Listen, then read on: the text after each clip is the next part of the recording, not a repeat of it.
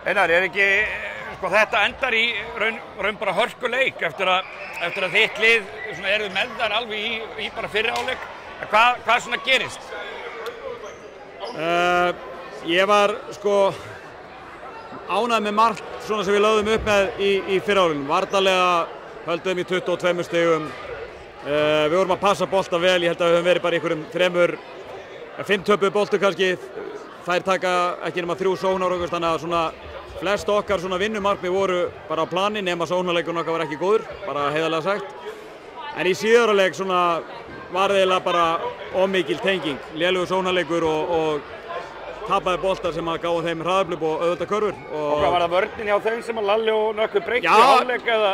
Já, ég meina þú veist, ég nú kannski fókusaður á mitt og mér fannst ég bara tapa allt og mörgum boltum bara á óþarfa og erum að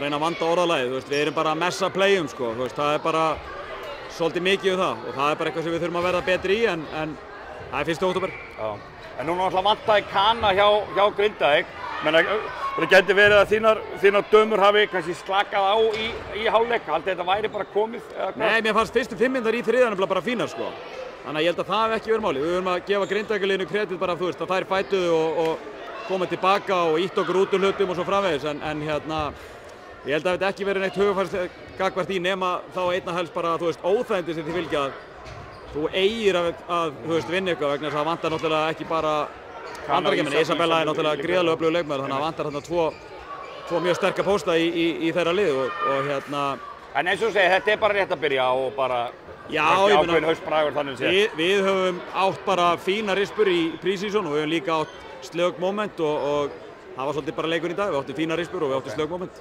En kannski að lokum, sko nú segir sagan að þetta sé kveðjuleikurinn. Það eru nú skita aldarinnar ef það verður meiri töf á þessu blessaða húsi, en hvernig er tilfinningin að vera að taka þátt í kveðjuleikinni? Þú ert nánast alinn hérna upp?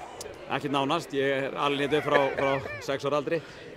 Sko fyrsta lagi þá bara áfram í AVF, klára jobbið og nýtt hús í notkun bara í vikunni, ég hef bara fulla trú á því.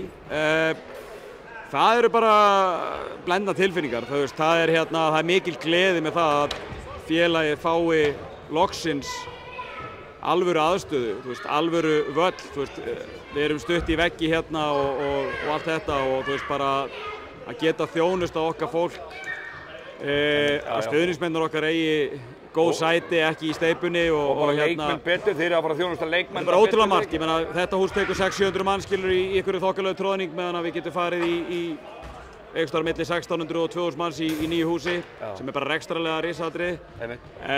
En að því sögðu, þetta er besta parkett á Íslandi, þetta eru bestu körfurnar á Íslandi, þetta er besta krátið í þröngum sala á Íslandi og stemningin og sagan og bara allt sem við höfum farið í gegnum hér bæði í gleði og sorg, það er alveg eftirsjá að því líka sko. En þetta er bara heimavöllur yngri flokkan okkar og hér æfa okkar flokkar áfram og rómantíkin heldur áfram þó hún verði í annarri mynd. Frábært, takk fyrir. Yes.